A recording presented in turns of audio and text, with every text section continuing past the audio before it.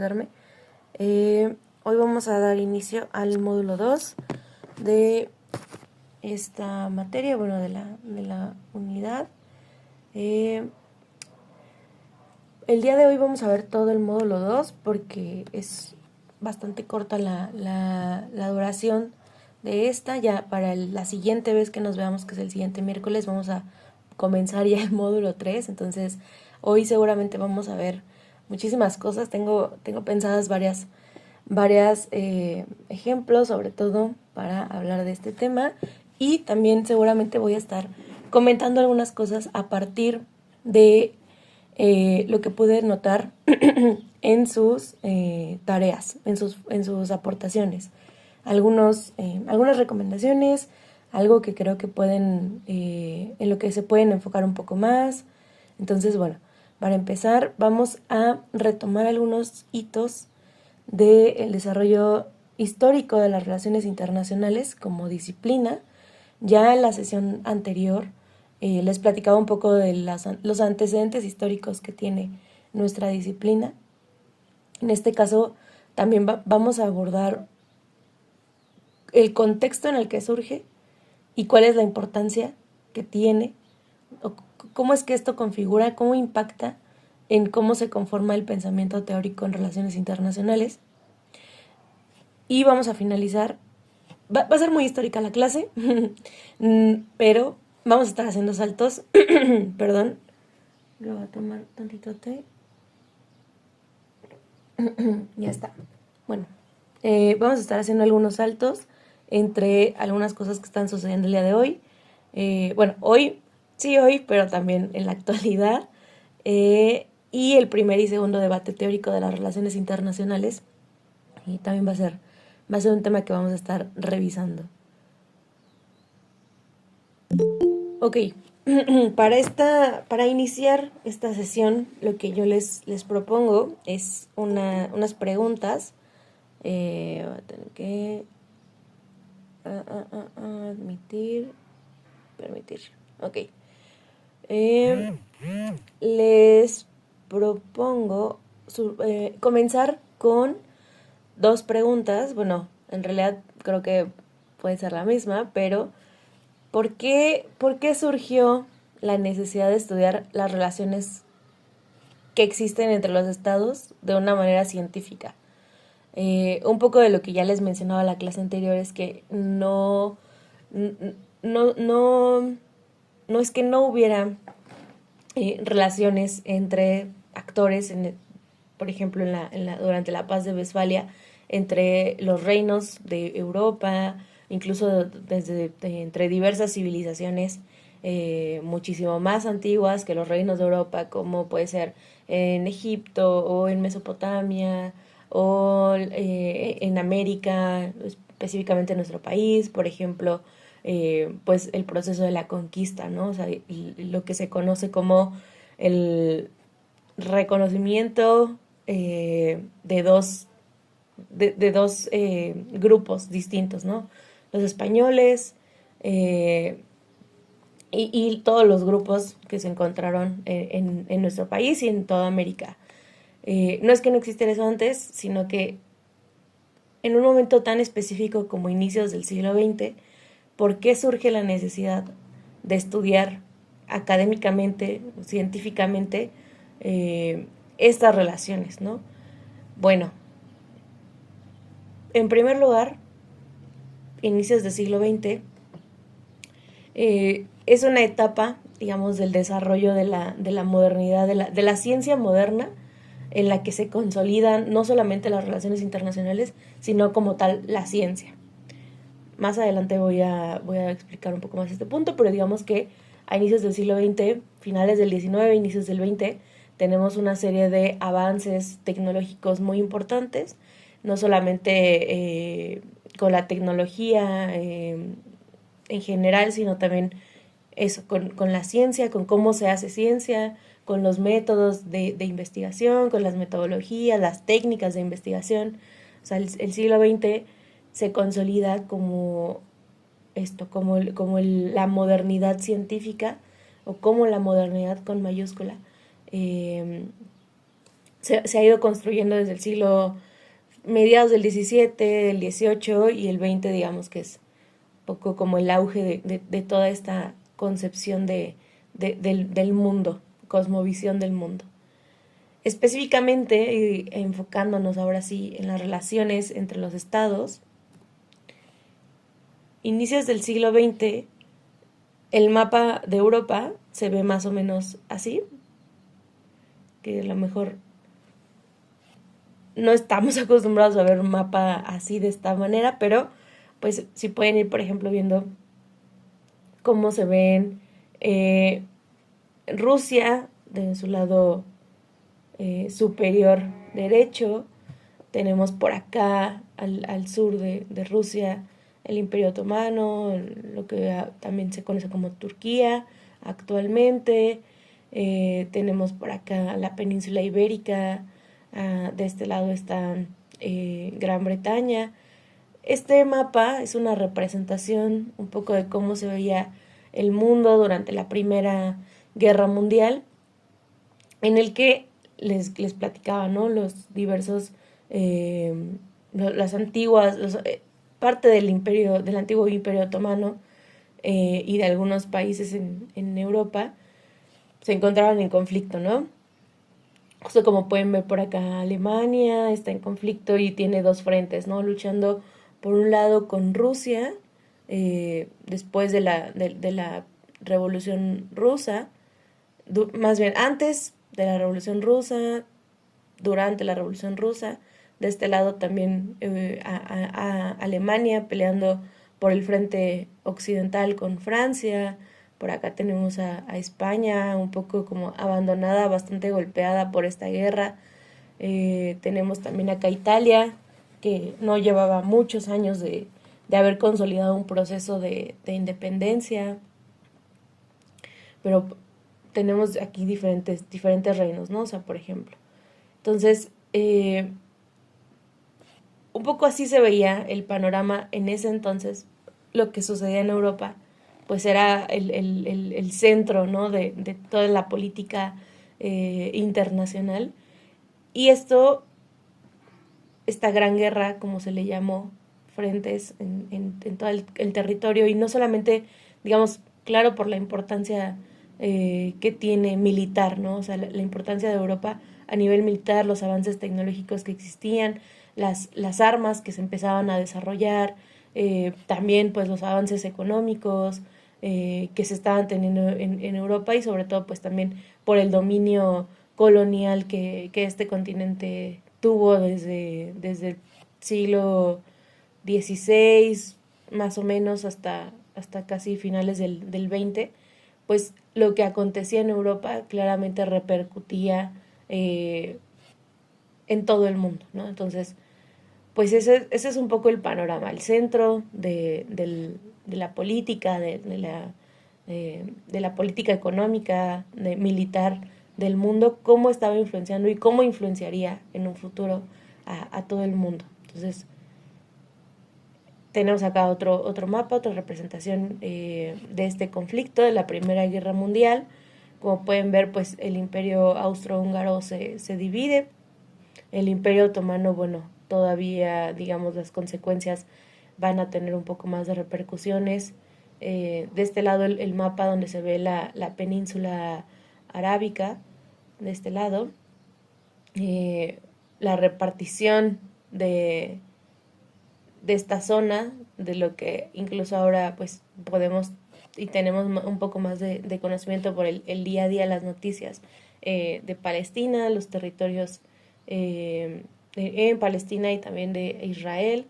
Digamos, después de la Primera Guerra Mundial, tanto Gran Bretaña como Francia, que habían tenido presencia colonial en esta zona, pues se dividen los territorios con respecto a los ganadores, digamos, de la Primera Guerra Mundial. Pero tenemos un mapa en el que hubo enfrentamientos, ocupaciones, se recorrían fronteras, se crearon nuevas fronteras. Digamos que este es el escenario que a las relaciones internacionales como disciplina se les presenta para poder crear donde nace la disciplina. Entonces aquí hay un mapa para tener un poco presente y recordar un poco sobre los acontecimientos de la Primera Guerra Mundial. Y estos serían los hitos históricos principales que dan pie al desarrollo de las relaciones internacionales como disciplina. Tenemos de 1900 a 1918, pues prácticamente durante 20 años, un conflicto militar e ideológico también muy importante en lo que les comento ahora, en Europa, sí, sobre todo en Europa, hacia los territorios que se conocen como Medio Oriente. Comienza una emergencia de nuevos estados, se mueven fronteras, se crean fronteras, colapsan imperios de muchos años, el imperio ruso, el austrohúngaro, el otomano. Se hace una repartición un poco pues también arbitraria de ciertos territorios, comienza la ocupación colonial en lo que ahora se conoce como Palestina, en lo que se conoce también como Israel, por parte del Imperio Británico. Y claramente también pues tenemos la Revolución Rusa como un nuevo actor ideológico. El libro de Vladimir Lenin sobre el imperialismo, fase superior del capitalismo, es una representación, si lo han leído sabrán que hay, y si no, pues les aconsejo mucho que lo puedan revisar en algún momento. Es una revisión justamente de estas relaciones internacionales, ¿no? Ahí Lenin lo que hace es explicar un poco cómo estos imperios y también otras potencias internacionales han generado con base en un paradigma o en una concepción del mundo moderna, industrial, cómo han ido gestando esta nueva fase superior, la llama fase superior del capitalismo, llamada imperialismo, ¿no? Entonces, justamente hace referencia al imperio ruso, sin duda, al imperio otomano, al imperio austrohúngaro, cómo se han ido expandiendo a través del comercio, a través de políticas económicas hacia América. También habla de Estados Unidos como digamos un actor también en este imperio, como tal no declarado el imperio estadounidense, pero incluso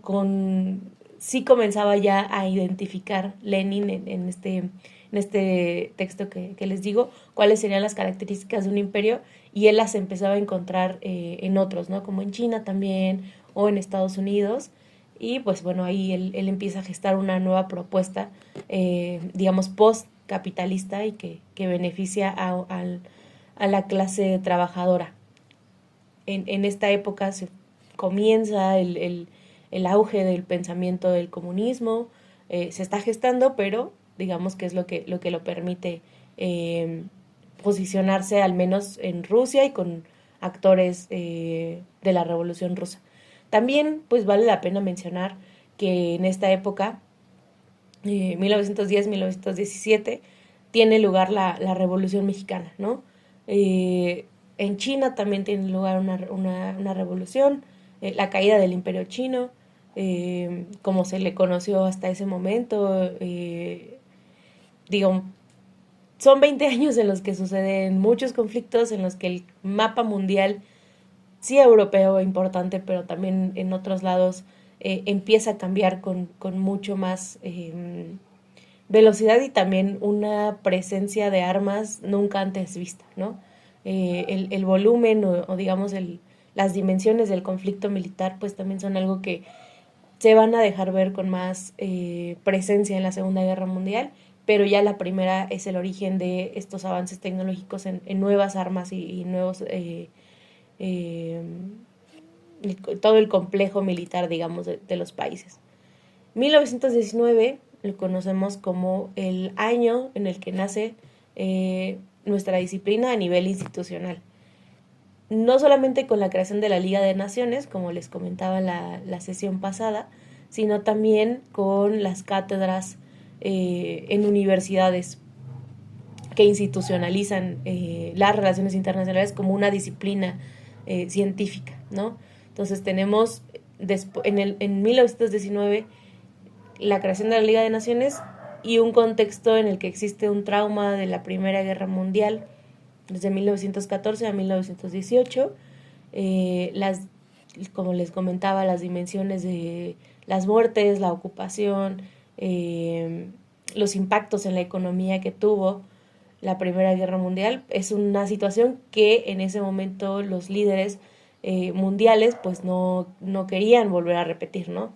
El objetivo, una de las consignas que se tuvo en esta época era nunca más la repetición de un conflicto así, prevenir futuras guerras a través del conocimiento científico, justo por lo que les comentaba al inicio, hace unos minutitos, que el siglo XX comienza con una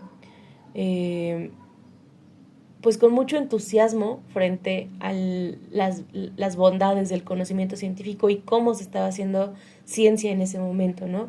Finales del siglo XIX es una época en donde se empiezan a presentar, hay un auge de muchas ferias tecnológicas en donde se quiere demostrar el mejor avance, la mejor investigación, los mejores resultados de investigación, haciendo uso del método científico moderno, cartesiano, ¿no? Entonces, está muy consolidado el paradigma en el que se confía mucho en la ciencia, por venir de toda esta época de grandes avances, y hay una necesidad, pues, por también, digamos, darle un carácter científico, cómo se previene casi una futura guerra, ¿no?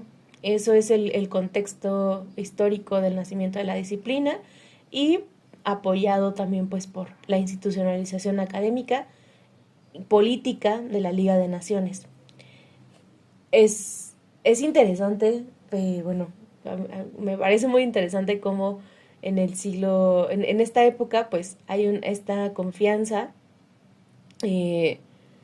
casi pues ciega a la Liga de Naciones, ya que se puedan realizar como ciertas que se puedan prevenir, pero casi como predecir, no solo prevenir, predecir los acontecimientos, cuando en realidad, pues, no más de 20 años después, se presenta un nuevo conflicto, ¿no? Lo vamos a ir viendo, pero se me hace bastante interesante. Hay un libro muy bueno que a mí o sea, lo leí en la carrera, pero es uno de los libros, se volvió uno de mis libros favoritos, así como el de Imperialismo de Lenin, que hace como un repaso por las cosas que están sucediendo a nivel estados, a nivel imperios. Stefan Zweig es un escritor más, pues no tan enfocado en la política internacional, sino incluso más a nivel social, ¿no? A nivel social, cultural, en Europa. Este libro, que se llama El mundo de ayer, es una recopilación de diferentes ensayos que tiene Stefan Zweig, en donde va contando cómo era la vida, su vida antes y después de la Primera Guerra Mundial. No sé si conocen o han visto, si les suena la película El Gran Hotel Budapest. Esa película está basada en los textos de Stefan Zweig. Solo dice basada en los textos de Stefan Zweig, pero yo creo que tiene mucho, porque Stefan Zweig tiene muchos libros. Yo creo que El Gran Hotel Budapest está sobre todo basada en este libro. No es una adaptación fiel, no es una adaptación completa, solamente algunas del pensamiento que tenía Stefan Zweig en ese entonces, como cierta nostalgia a la vida antes de la Primera Guerra Mundial, están contenidos en esa película, ¿no? Se pueden ver bastante bien esas referencias que se hacen cuando hay una ocupación, y el protagonista de esta película, para quienes la han visto, y si no, pues no se las voy a contar toda, pero como el protagonista, el el mayordomo, el gerente del Hotel Budapest, recuerda cómo era antes la vida, ¿no? Con las personas que visitaban el hotel, después de de la ocupación. Ahí no mencionan la Primera Guerra, solo mencionan una ocupación militar. Esto cambió y Stefan Zweig es quien hace más, pues toda esta demuestra cómo la vida era antes y cómo es después de una ocupación tan grande, ¿no? Entonces, no habla como tal del desarrollo histórico de relaciones internacionales, pero si les interesa leer algo como no ficción sobre esta época, creo que este es un muy buen libro. Tampoco es histórico, pero sí recupera algunos elementos históricos. En esta época tenemos también identificados algunos hitos, como hitos del desarrollo, la institucionalización académica. En 1927 se abre la Escuela de Estudios Internacionales en la Universidad de Ginebra, Ginebra siendo un espacio muy importante para la neutralidad europea. Digamos, las relaciones internacionales como disciplina, la Sociedad de Naciones, tenía que estar alojada o tenía que estar ubicada en un territorio donde hubiera más o menos neutralidad, ¿no? O sea, para que no ninguno de los países se viera beneficiado. En este caso, por ejemplo, Ginebra, en Suiza, que es un país que se distingue por su neutralidad, pues lo hace un lugar, un espacio idóneo para que se abra una de las primeras escuelas de estudios internacionales. También en Harvard, Estados Unidos, que jugó un papel en la Primera Guerra, no intervino militarmente en la Primera Guerra Mundial, pero sí tiene un papel ideológico muy importante. Woodrow Wilson, el presidente en ese entonces de Estados Unidos, pues se vuelve una voz muy importante en la Liga de Naciones. Y como tal, la Universidad de Harvard pues también aloja esta institucionalización académica de las relaciones internacionales en su departamento de gobierno, y también el Real Instituto de Asuntos Internacional de Chatham House. Todo esto en un periodo básicamente 10 años, más o menos, de la década de los 90 y los 30. Esta tercera década en realidad del siglo XX, de 1921 a 1930, pues va a ser un momento en el que se va a reconstruir o se va a buscar reconstruir, no solamente el mundo, referenciando Europa, que Europa no es todo el mundo, pero va a haber una reconstrucción de las instituciones, incluso de la confianza que pueda existir entre países, ¿no? La Liga de Naciones fue un espacio que tuvo o que buscó ese fin. Con bastante optimismo, es verdad. Digo, ahora lo podemos hablar con muchísima más soltura, pero pues no se esperaban que hubiera un conflicto de las magnitudes que las hubo después con la Segunda Guerra.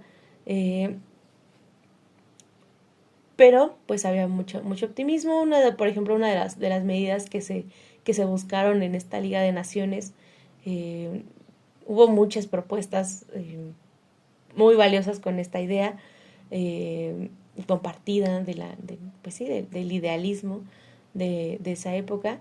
Una de las que me parecen más importantes y que no tuvo el efecto esperado era que la Liga de Naciones tuviera un idioma propio, y que no hubiera un idioma oficial de los existentes, sino que se creara un nuevo idioma. El Esperanto fue una de los idiomas, no sé si lo hayan escuchado alguna vez, pero si buscan Esperanto, es una mezcla de muchos idiomas.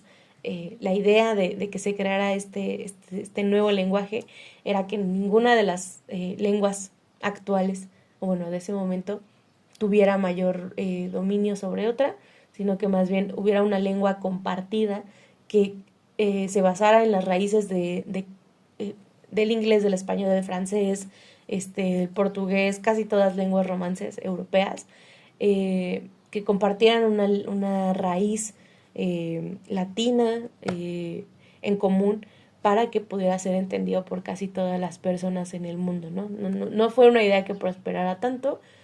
Actualmente creo que pues han de ser muy pocas las personas que lo hablen, que lo estudien. En Duolingo hay una opción para poder estudiar el Esperanto. Déjenme ver si... Así, admitir a todos. Ok. Nos queda la mitad del tiempo para que volvamos a ingresar a esta sesión. Pero ahora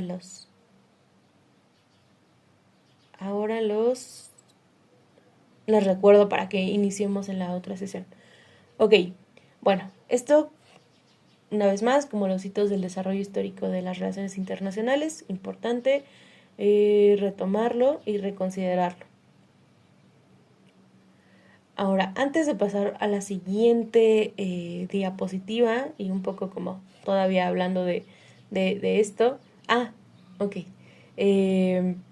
Sí, pues vamos a hacer un salto, vamos a pasar ahora a entender, a ligar un poco cómo este nacimiento institucional en las academias, profesionalizante de las relaciones internacionales, pues cómo tiene impacto ahora, cómo se configura. Pero quiero también, creo que eso lo salté, no lo mencioné, la necesidad práctica que había, ¿no? Que ya también les platicaba en la sesión anterior, en México incluso, cómo empezó a haber una necesidad para formar diplomáticos que se dedicaran específicamente a labores de gestionar las relaciones entre los países en este espacio, este nuevo espacio que era la Liga de Naciones, en donde se pretendía que se vertieran opiniones, que se pudieran solucionar los conflictos en este espacio y no necesariamente hacer declaraciones de guerra como la forma de resolver un conflicto, ¿no?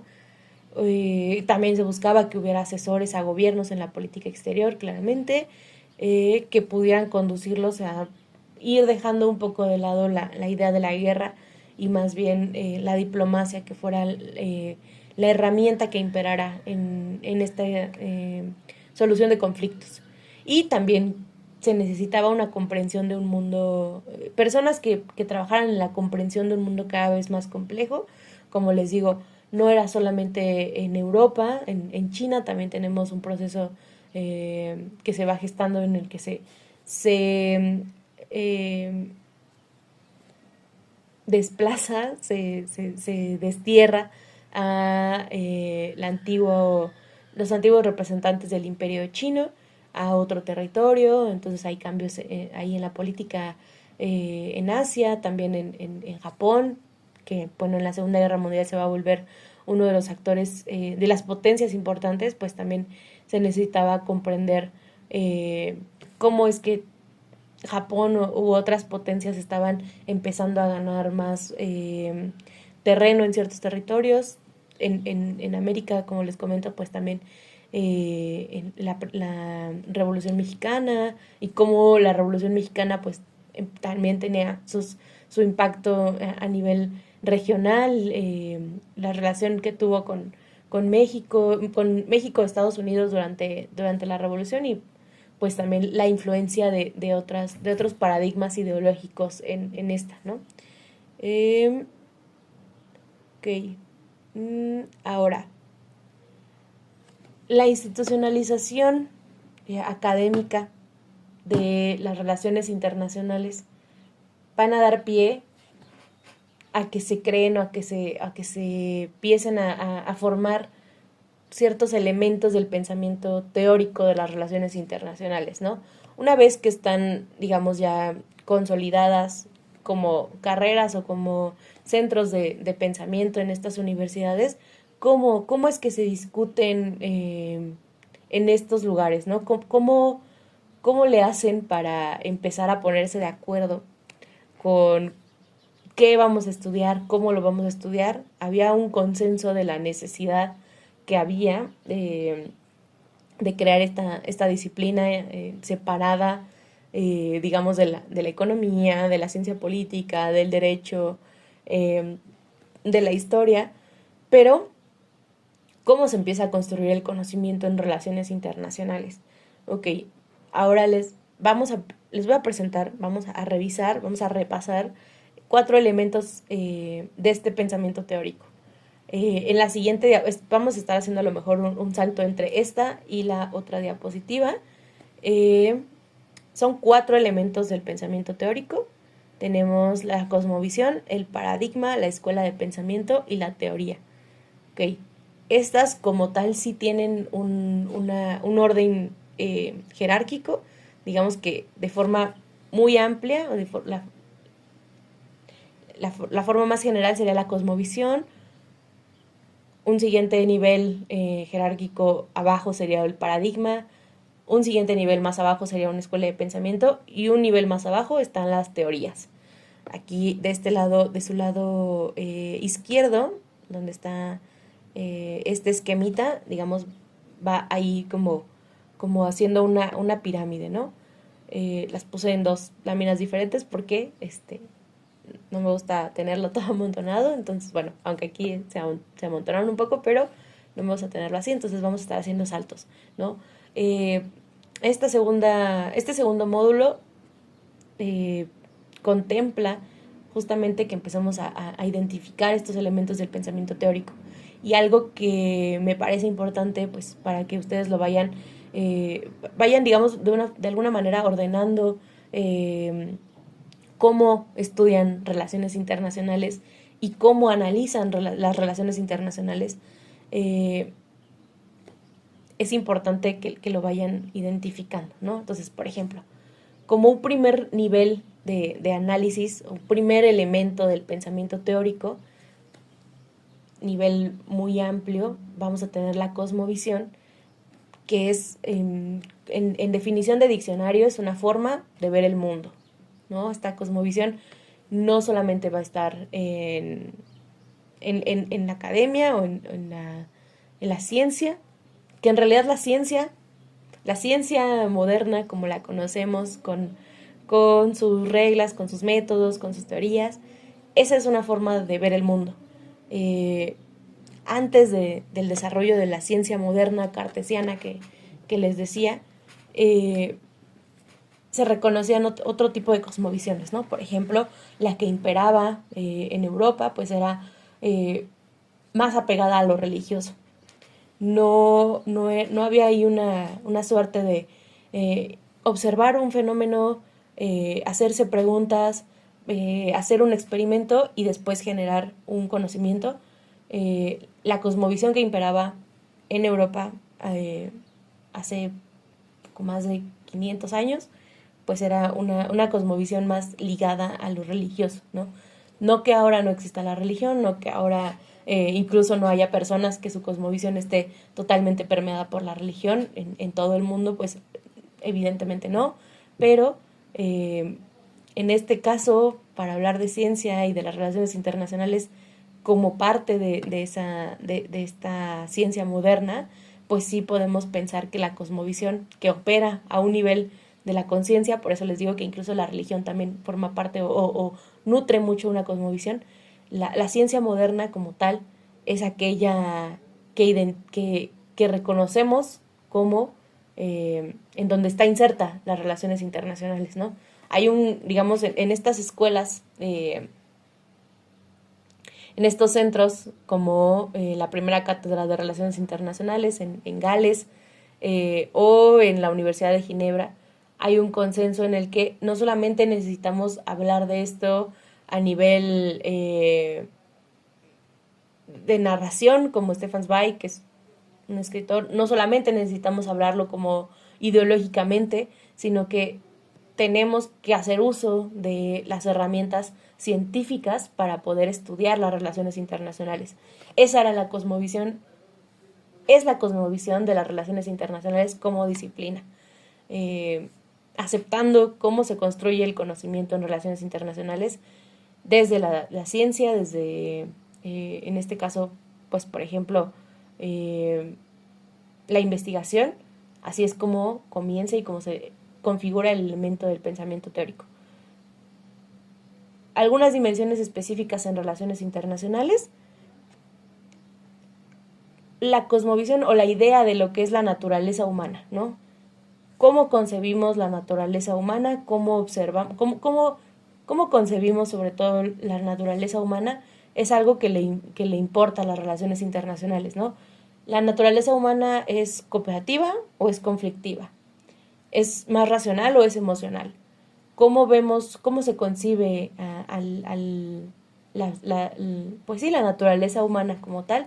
Sería una dimensión que se considera parte de la cosmovisión de las relaciones internacionales. ¿El cambio histórico es siempre progresivo o es cíclico? Digamos, progresivo de que vamos de una etapa a otra, a una mejor y a otra, o siempre estamos dando vueltas en la historia. ¿El cambio histórico es posible o es imposible? Todas estas preguntas, también del orden social, si el orden social es espontáneo o fue construido, el orden social siempre ha estado ahí o es una construcción social, es jerárquico o es igualitario. Estas preguntas, digamos, van a ser recurrentes y van a ser parte del centro de las teorías de relaciones internacionales, también pues incluso de las acciones, ¿no? Aquí yo les pongo dos fotos, bueno, dos capturas de pantalla. Una de Antonio Guterres, que es el secretario general de Naciones Unidas, y otra de Donald Trump. El día de ayer, y desde el lunes, se abrió la Asamblea General de Naciones Unidas, que es el órgano, uno de los órganos más importantes, si no es que el más importante de Naciones Unidas, en el que pues diversos líderes de todo el mundo van a estar haciendo intervenciones con sus pares y con muchas otras personas en la asamblea. El tema de este año es la paz, como una necesidad, digamos, de que se reconoce en nuestro mundo. Antonio Guterres, que es, digamos, pues la cara de lo que representa Naciones Unidas, y Donald Trump, que es presidente de Estados Unidos, que representa una cosmovisión distinta a lo que Naciones Unidas representa. Les digo, desde el lunes, ayer fueron las intervenciones de estas dos personas y de muchos otros líderes, pero desde el lunes y hoy todavía y hasta, me parece que el lunes de la siguiente semana va a estar, digamos, se va a estar llevando a cabo esta Asamblea General de Naciones Unidas. Entonces, estas dos imágenes las tomo, estuve escuchando los discursos de ambos y de muchos otros, y son muy diferentes. Si quieren, al ratito les puedo poner un poco de ambos, pero Antonio Guterres defiende unas ideas muy distintas a las que tiene Donald Trump. Y me gustó ponerlos aquí, o sea, les los traigo como ejemplo, para que puedan identificar, digo, de Donald Trump pues conocemos un poco más, pero para que justamente podamos identificar estas diferencias en la concepción de ver el mundo, en la forma que tenemos de concebir pues el mundo como tal, ¿no? Donald Trump es una persona un poco más conflictiva o cooperativa, es más racional o más emocional. Digo, él considera que hay un cambio histórico progresivo o es más bien cíclico. Cuando él dice, hagamos América, pensando que Estados Unidos, hagamos Estados Unidos grande otra vez, está pensando en que Estados Unidos va a ser mejor o más bien que es un ciclo. Hacer América grande otra vez, América, una vez más, como lo conciben, como un país, eso nos habla de un cambio histórico como tal o solamente es un ciclo que se repite. Son las preguntas que nos tenemos que empezar a hacer cuando estamos en contacto o analizando las relaciones internacionales con minúscula, el objeto de estudio. Donald Trump cree que el orden social es jerárquico, que hay países, incluso que hay líderes que tienen mayor importancia, o que todos somos iguales. Esas preguntas son las que, digamos, operan a nivel cosmovisión del pensamiento teórico en nuestra disciplina. Ahora, el siguiente nivel sería el paradigma, entendido como un modelo o un conjunto de teorías, valores y prácticas que se comparten por una comunidad científica y que determina el marco de su investigación, que determina qué es lo que se va a investigar y cómo se va a entender la realidad. Digamos que aquí ya vamos a... aquí tenía... ya, es que como moví el documento hace rato. Ok, vamos a... Tenemos 15 minutos, entonces les hablo acerca de los paradigmas. Vamos a desglosar un poco este párrafo. Creo que hay 3 partes que podemos identificar. El paradigma es un modelo o un conjunto de teorías, valores y prácticas. Hasta ahí, digamos, como de forma muy abstracta, un paradigma es un conjunto no solamente de aquellas visiones del mundo, sino también la forma en la que actúan, pues en este caso quienes estudian las relaciones internacionales, la comunidad científica de relaciones internacionales, y también pues tienen ciertas teorías, ¿no? Acerca de cómo es que se ven, por ejemplo, a los estados, o las fronteras, o la economía, compartido por una comunidad científica. Eso es muy importante porque mucho de lo que se opera y de lo que se hace todavía en relaciones internacionales como una disciplina es porque hay un consenso entre, digamos, quienes nos dedicamos a las relaciones internacionales, ¿no? Muy difícilmente van a encontrar discusiones científicas en las que se hable del Estado como un ente totalmente distinto.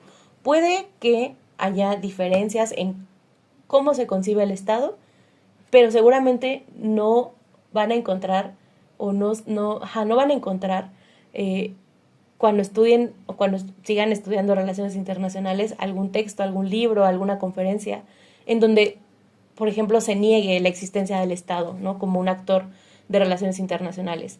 O no van a encontrar, muy difícilmente van a encontrar aquellos que nieguen, por ejemplo, la relación entre estados va a imperar ya sea cooperativa o ya sea conflictiva, pero digamos que es un valor o es una idea compartida por la comunidad científica, ¿no? No van a encontrar tampoco aquellos que nieguen que solamente el Estado o que sí, que solamente el Estado es el actor único de las relaciones internacionales. Seguramente no lo van a encontrar porque ya es un elemento compartido que se genera un consenso en la comunidad científica, ¿no? Va a haber diferencias probablemente en de qué manera lo piensan, pero ahí va a estar. Y estos valores compartidos o prácticas compartidas también entre la comunidad científica, como tercer elemento, determina el marco de la investigación y la manera de entender la realidad. En general, ahorita, por ejemplo, mencioné una comunidad científica de relaciones internacionales porque es lo que estamos en esta ocasión revisando, pero en realidad las comunidades científicas son diversas, ¿no? Y en amplia, pues sí, hay una comunidad científica como tal muy amplia en donde están diferentes disciplinas. Por ejemplo, teorías, valores y prácticas propias de la comunidad científica médica. Seguramente hay paradigmas compartidos ya establecidos, como por ejemplo muy difícilmente van a encontrar un médico que niegue la importancia de la alimentación, por ejemplo. Va a variar en qué tipo de alimentación: vegana, una alimentación basada en plantas, una alimentación diversa. pero no va a haber médico que les niegue la importancia de la alimentación, por ejemplo, en el impacto del ser humano, ¿no? O otra comunidad científica, como por ejemplo los físicos. La comunidad científica, físicos, matemáticos, van a compartir teorías y valores ya de facto, ¿no? Eso se llama paradigma. El paradigma, por ejemplo, de que el lenguaje universal o el lenguaje que estudian o con el cual podemos conocer el mundo material, el mundo físico, son las matemáticas, ¿no? Ese es un consenso que existe en la comunidad científica y hay muchos consensos, consensos y diversos paradigmas. Thomas Kuhn es filósofo científico, que es aquel que habla o que sí, que es una referencia no solamente para relaciones internacionales, sino para toda la ciencia, que habla acerca de los paradigmas, ¿no? Algunos paradigmas que existen en relaciones internacionales y que justo les menciono que muy difícilmente, déjenme admitir, muy difícilmente van a no ser parte de la discusión o en relaciones internacionales, pues son el paradigma estatocéntrico, el Estado como actor principal, no el único, y una unidad de análisis en relaciones internacionales. No va a haber, como ya les decía, persona que trabaje o que se dedique a relaciones internacionales que niegue al Estado, lo va a reconocer como un actor principal, no el único, ¿no? El paradigma transnacional, es decir, que existen múltiples actores, existen muchas redes, existen flujos que trascienden fronteras, y eso es ya no es solamente un fenómeno de las relaciones internacionales, sino que es un paradigma.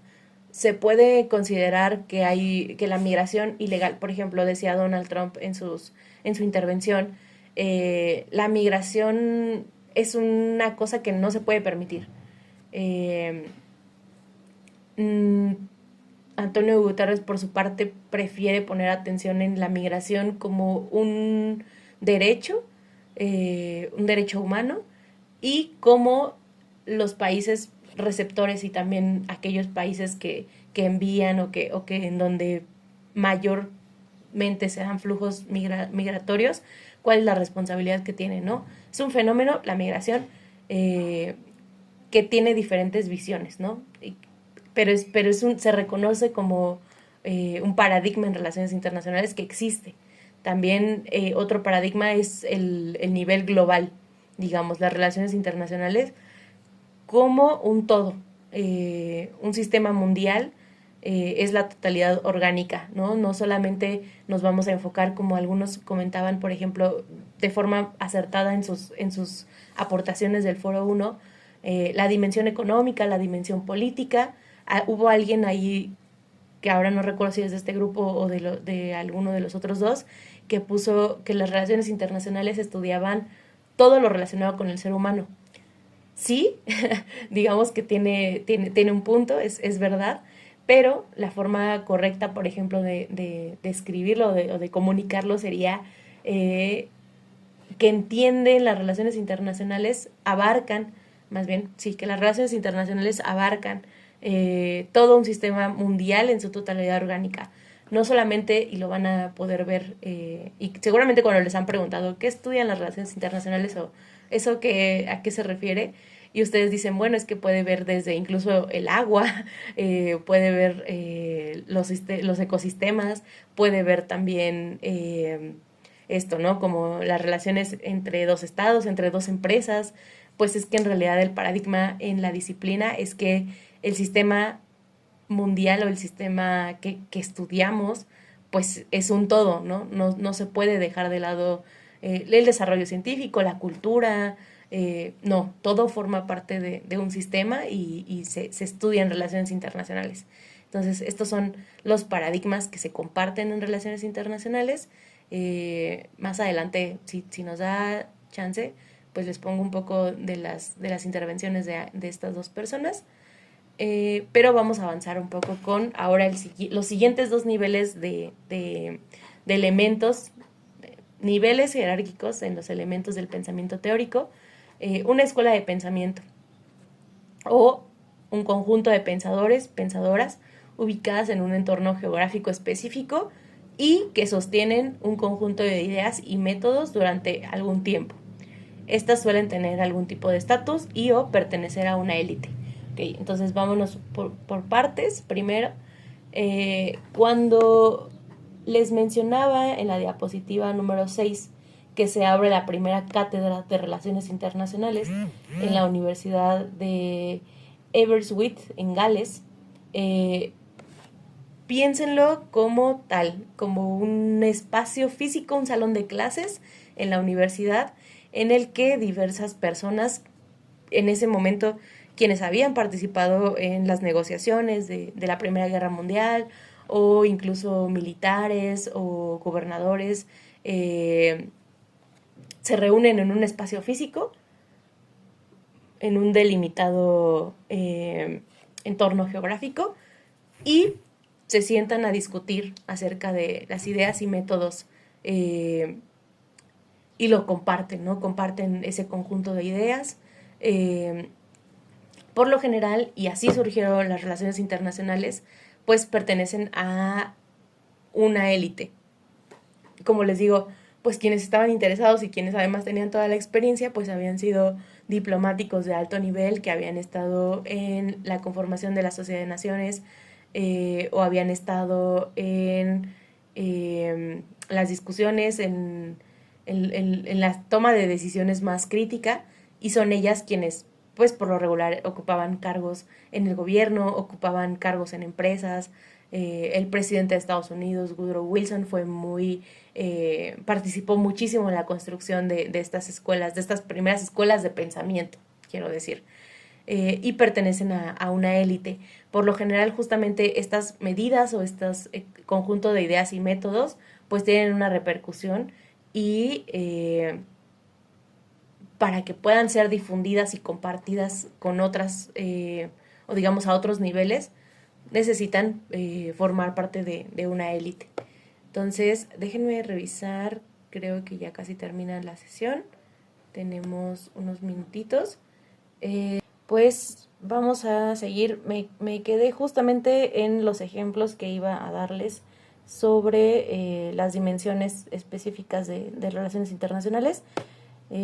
Sobre las escuelas. Hay bastantes escuelas, pero digamos una de las principales y de las que corresponden a la época que estábamos revisando, la Escuela de Chicago, que tiene mayor énfasis en la economía política, en la elección racional y en la cuantificación del objeto de estudio, ¿no? Hace uso de otras técnicas, de otras formas de medir el mundo. La Escuela de Frankfurt, que pertenece a la teoría crítica, tiene más un enfoque de emancipación, estudia más, o digamos como que hace su conjunto de ideas ronda más hacia la hegemonía ideológica, de un corte más izquierda, la Escuela de Frankfurt. Y la escuela inglesa generalmente se le conoce como una tercera opción, como una vía media, en donde se habla de una sociedad internacional y corresponde a las universidades tanto de Oxford como de Cambridge. Y un último nivel de análisis o de pensamiento teórico sería, como tal, la teoría, que es un esquema de pensamiento que está estructurado y que se compone tanto de hipótesis como de reglas de aplicación, y tiene un conjunto de observaciones y postulados, ¿no? Seguramente han escuchado en diversas ocasiones el uso de la palabra teoría, también en el medio superior seguramente hacían referencia a teorías, sobre todo en las materias que tienen que ver con biología, química, física, matemáticas también hay teorías. En cualquier lugar, en cualquier ciencia existen teorías, ¿no? Que es este esquema de ideas que se compone por una hipótesis entendida como una respuesta tentativa, una respuesta preliminar a una pregunta.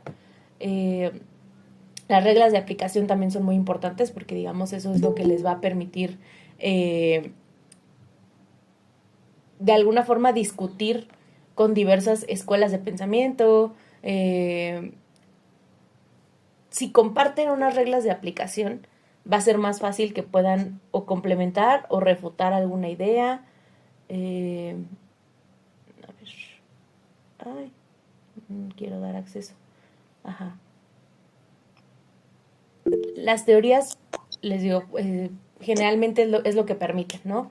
Que pueda generarse un diálogo entre diversas escuelas de pensamiento, cambiar ideas. A ver, ay, un momento. Ah, gracias, dice Darían. Ajá.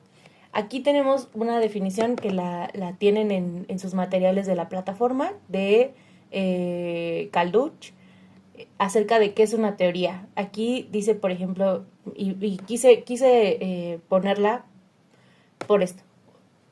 Calduch nos dice que una teoría es un conjunto lógicamente coherente de conceptos, postulados, axiomas y leyes científicas. Hasta este momento, digamos, se parece mucho a lo que les escribo en la presentación. Gracias al cual podemos dar una interpretación cognoscible y verificable de la realidad. Eso también es cierto. Este pensamiento estructurado, digamos, va a generar esto, ¿no? Datos, información con el que podamos, pues eso, hacer uso de esa información para que podamos observar la realidad, verificarla o ciertos aspectos de ella y de ese modo explicarla y predecirla. Me parece que esta definición está bastante completa y acertada. Simplemente creo que vale la pena también comenzar a leer de forma crítica algunas cosas y les comparto que desde pues mi experiencia también y desde el conocimiento que he adquirido, la maestría en la licenciatura, yo cuestionaría algunas cosas de esta definición de Calduch.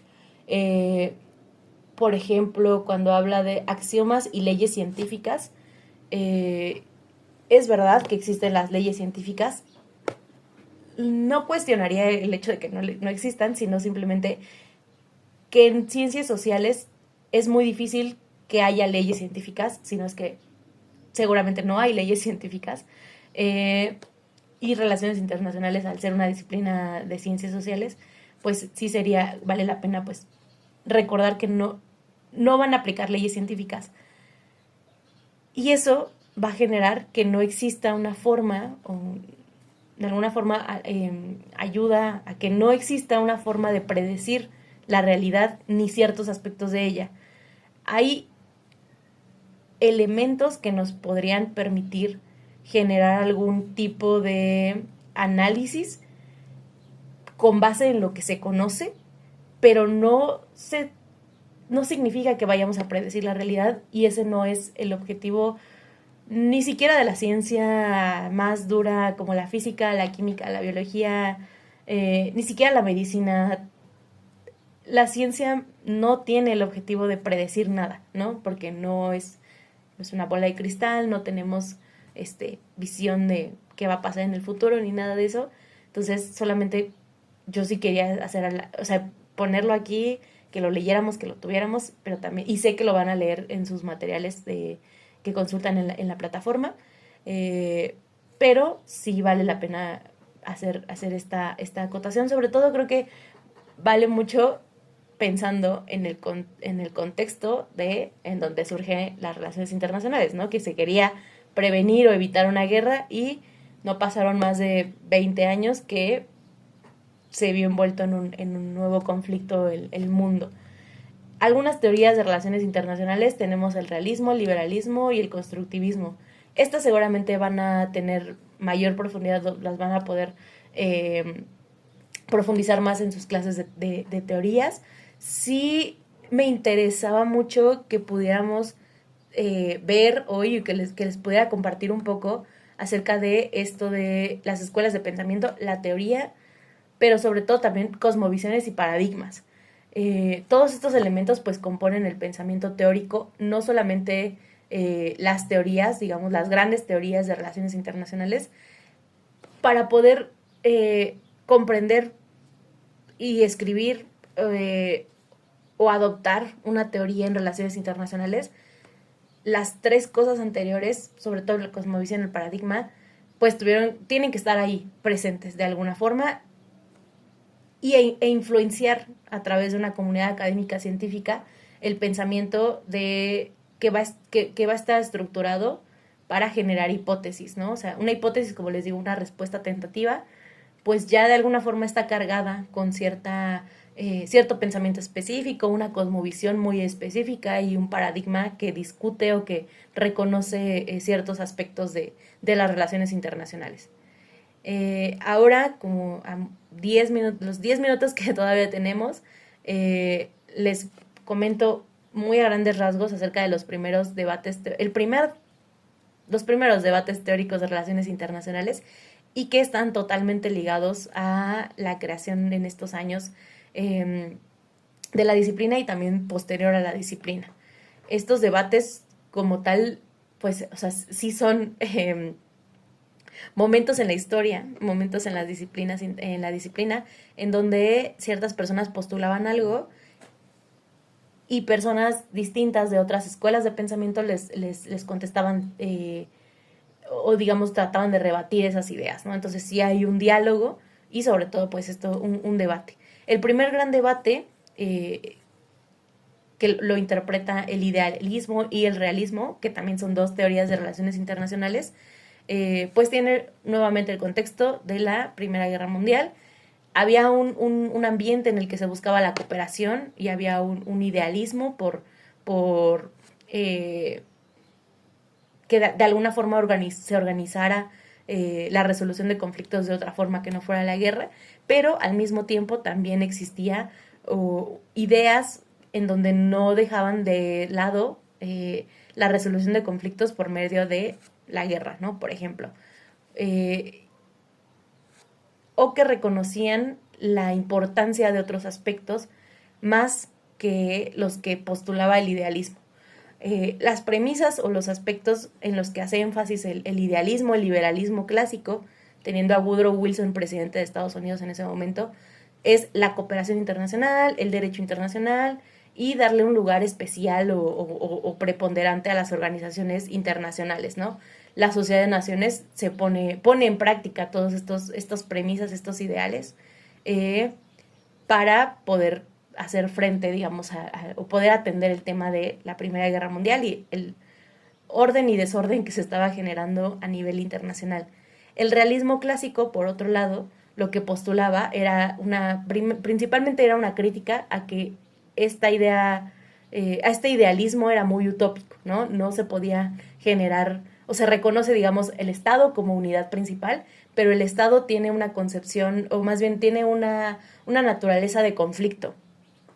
El entorno internacional es conflicto y es muy idealista, valga la mención aquí, esperar que no haya intervenciones de otro tipo como militares, ¿no? Entonces, aquí lo que el realismo buscaba reconocer o lo que buscaba que se reconociera, teniendo a Carr como uno de los representantes y a Hans Morgenthau, sobre todo Hans Morgenthau, bueno, los dos en realidad son muy importantes, postulaban hacer un énfasis en el poder, no tanto en la cooperación internacional, hacer énfasis también en la seguridad nacional y en la protección de las fronteras de los países, ¿no?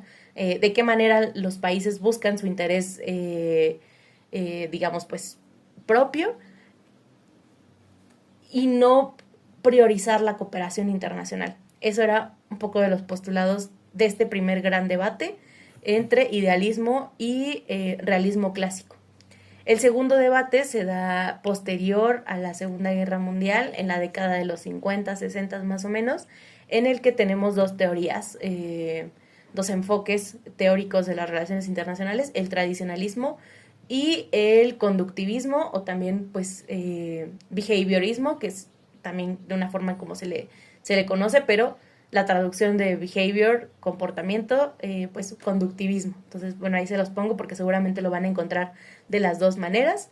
El tradicionalismo siendo un método histórico inductivo de análisis cualitativo y el behaviorismo un método científico más cuantitativo que busca las leyes universales.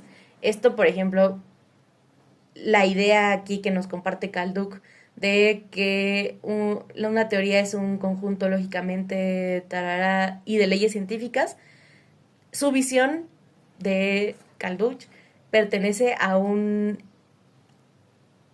teoría más behaviorista en donde se busca trasladar el método científico de la química, de la física, de la biología a las relaciones internacionales. Este segundo debate no tiene énfasis en la forma en la que se veía el mundo, la forma en la que se veía digamos, pues, la interacción entre los estados, sino que más bien este segundo debate teórico lo que discute es de qué forma vamos a estudiar las relaciones internacionales. De forma más tradicional, recurriendo a un método histórico, a un método en el que retomamos cuáles son las posturas de ciertos estados, cuáles han sido las tradiciones militares de ciertos estados, o más bien vamos a implementar un método científico en el que vamos a utilizar otras técnicas de investigación más pensadas incluso para medir y para poder prevenir estos conflictos, ¿no? O sea, después de la Segunda Guerra Mundial, pues hay ciertas escuelas de pensamiento, ciertas pensadoras, pensadores, por la época mayormente pensadores, que creían que había fallado, digamos, como la visión del idealismo, tanto del idealismo como del realismo, y lo que ahora buscaban era sí se puede predecir, sí necesitamos no solamente evitar otro conflicto, sino de qué manera puedo medir yo cómo va avanzando un conflicto, ¿no? Y cómo lo puedo, pues sí, como casi predecir. Entonces, esta es una idea que se tenía en los 50, 60, también por por un dominio también en otras ciencias, pues de esta idea, ¿no? De poder medir todo.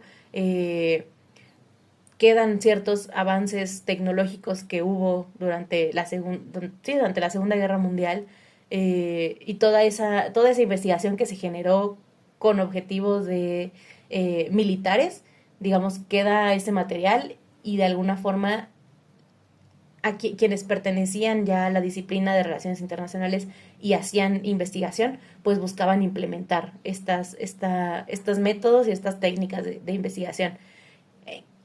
No se trata aquí de, digamos, una idea que me gustaría con la que se quedaran, es que no se trata de que el primer debate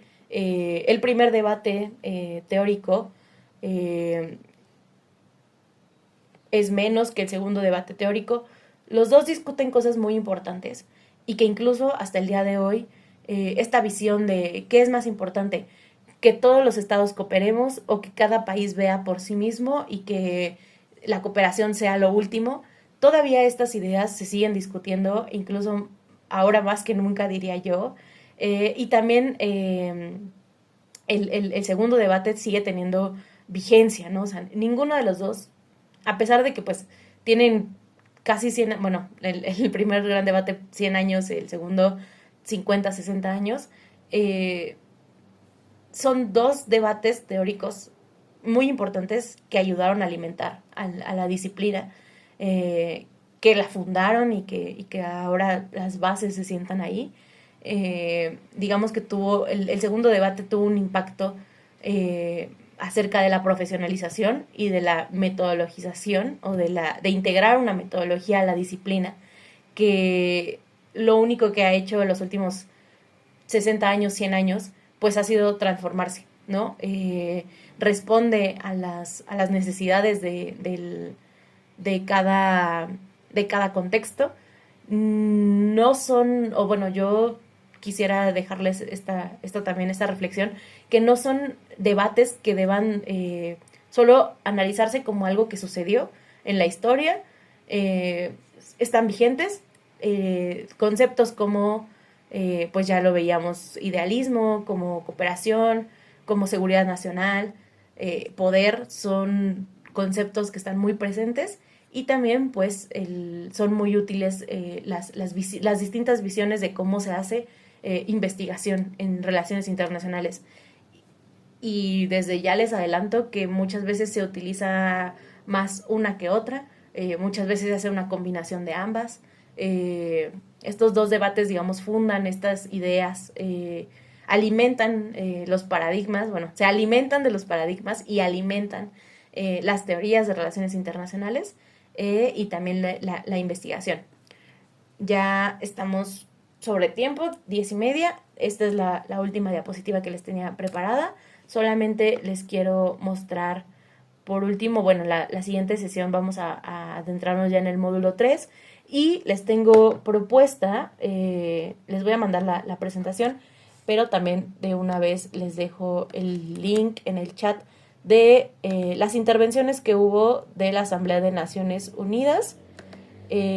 Ahí me interesa que puedan revisar ambas transmisiones, sobre todo la de YouTube, es más fácil de usar, bueno, yo pienso.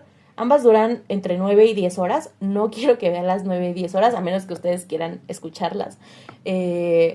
Pero sobre todo las primeras intervenciones son del secretario de Naciones Unidas, está Lula da Silva, el presidente de Brasil, y está Donald Trump. Me gustaría que pudieran buscar las intervenciones de estas dos personas, de Donald Trump y de Antonio Guterres, para que puedan identificar, quería hacerlo ahora en la sesión, si no nos tomamos unos minutos de la siguiente sesión para poder identificar pues esto, ¿no? O sea, como las cosmovisiones que ambos tienen, cómo ven actualmente las relaciones internacionales. La verdad a mí me parece muy interesante, está muy, muy bueno y muy interesante cómo de un mismo fenómeno, cómo dos personas que se dedican a coordinar, a dirigir, presidir la sociedad, la Sociedad de Naciones ya no existe, las Naciones Unidas, y por otro lado un país, Donald Trump, viviendo en el mismo entorno, tienen una visión muy diferente de las cosas. Entonces, ahí me gustaría que pudieran buscarlo, que pudieran revisarlo. Igual estos días pueden seguir haciendo seguimiento de las intervenciones. De nuestro país no va a participar la presidenta, va a participar el canciller de la Fuente. También por si quisieran revisar su participación, les puedo compartir las notas o alguna grabación que tenga ya con su participación para que puedan analizarla y también seguir trabajando sobre el problema prototípico, el incidente crítico en ambos, y que seguramente esto les va a ayudar muchísimo y a abonar a sus siguientes entregas.